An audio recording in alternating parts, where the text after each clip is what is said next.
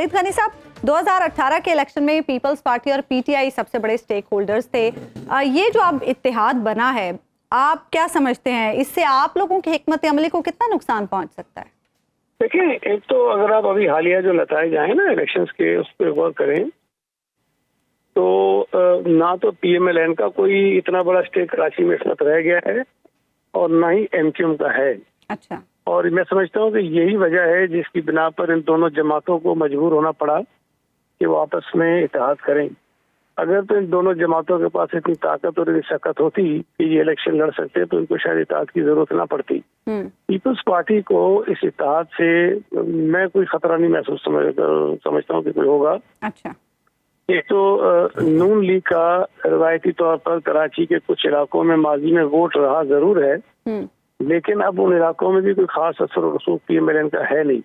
बल्दियाती इंतखाबात जो भी हालिया दिनों में हुए हैं उसमें जो रिजल्ट सामने आया वो अगर आप उठाकर देख लें तो आपको अंदाजा हो जाएगा कि कोई ऐसी चीज हमारे लिए खतरनाक नहीं है।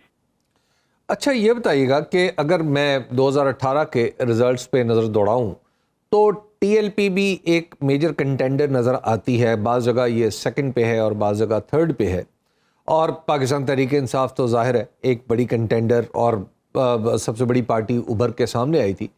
तो क्या आप भी आगे बढ़ते हुए इस इत्तेहाद या सीट एडजस्टमेंट का जवाब किसी सीट एडजस्टमेंट या इत्तेहाद से दे सकते हैं?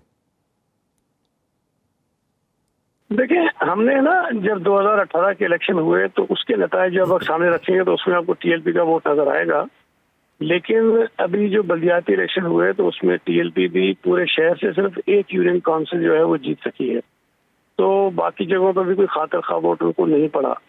अब जो हमारे इत्तेहाद की बात आप करते हैं तो फिलवक्त तो पीपल्स पार्टी ने ये नहीं सोचा कि हमारा किसी जमात से कोई इत्तेहाद हमें करना चाहिए कि नहीं चाहिए, लेकिन इस वक्त ये बात बिल्कुल कोई इसको आप रद्द भी नहीं कर सकते कि जो हालात बदलते हैं और किसी पार्टी के साथ लोकल एडजस्टमेंट किसी के मुमकिन हो तो सकता हम कर भी लें। तो आपको लगता है जो जमीयत उलमा इस्लाम है वो भी इस इत्तेहाद में जाएगी, क्योंकि इस तरह की इंडिकेशंस तो आ रही?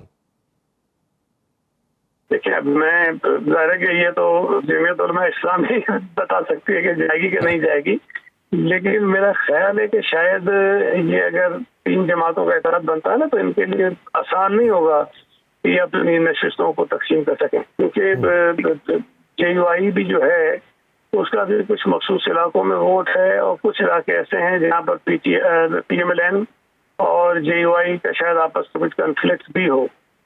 तो अभी कहना कबल वक्त है, लेकिन ज़ाहिर है क्योंकि इंतखाबी मामला करीब आ रहे हैं और अलायंसेस तो आपको बनते हुए नजर आएंगे, लेकिन ये मैं आपको बता दूं कि इस वक्त पाकिस्तान पीपल्स पार्टी कराची की सबसे मजबूत और बड़ी जमात है और यही हमारी जो मकबूलियत है कराची में वो इन जमातों को मजबूर कर रही है कि वो आपस में मिलकर भी इस पार्टी का मुकाबला करें। अच्छा सईद गनी साहब, दोनों जमातों को ये लगता है कि इस इत्तेहाद से वो ना सिर्फ ये कि पीटीआई का वोट बैंक तोड़ सकते हैं बल्कि पीपल्स पार्टी से ज्यादा नशिस्तें भी हासिल कर सकते हैं? देखिए, बावजूद बहुत सारे इख्तलाफात के मैं ये बात कहूँगा कि पीटीआई तो माजी में जितवाया जरूर गया था, लेकिन उसके बावजूद भी कहीं ना कहीं उनका वोट है जरूर। अब वो इलेक्शन जीत सकते हैं कि नहीं जीत सकते वो गलत बहस है, लेकिन उनका वोट मौजूद है और आज भी शायद कुछ इलाकों में मौजूद है। लेकिन अगर मैं मुआवजा करूँगा पीटीआई के वोट से एमक्यूएम का या पीएमएलएन का, तो पीएमएलएन और एमक्यूएम का वोट जो है वो पीटीआई के बराबर नहीं, उससे बहुत पीछे हैं। अगर तो एमक्यूएम की कुछ हैसियत होती है ना कराची शहर में, तो बल्दियाती इलेक्शन में वो जरूर हिस्सा लेते। उन्होंने अपनी जान छुड़ाई और बाइकआउट किया और वो भागे उससे।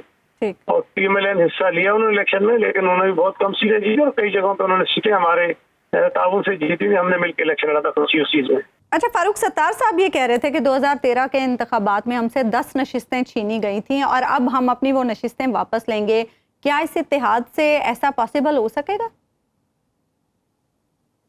मैं ख्याल 18 के इलेक्शन की बात कर रहे होंगे।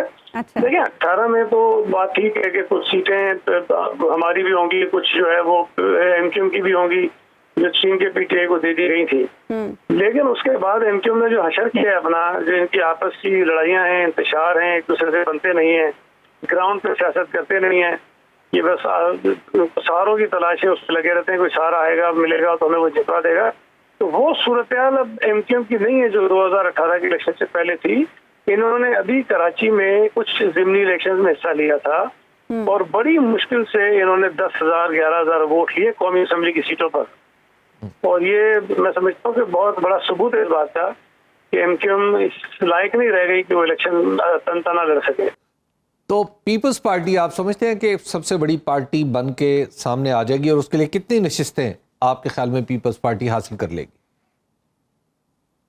मैं आपको बताऊं, जो मेरा अपना अंदाजा है कि जो सीटें मिल सकती हैं कौमी असेंबली की, हम 10 सीटें जीत सकते हैं कराची से।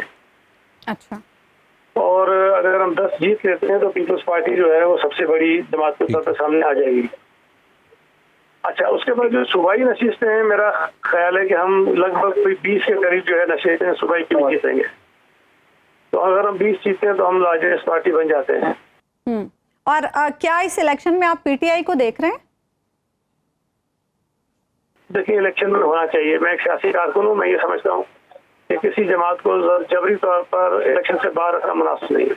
सुनो न्यूज़ का यूट्यूब चैनल ही आपकी खिदमत में बेलाग तबसरे और गैर जानिबदार तज्जिए लेकर आता है।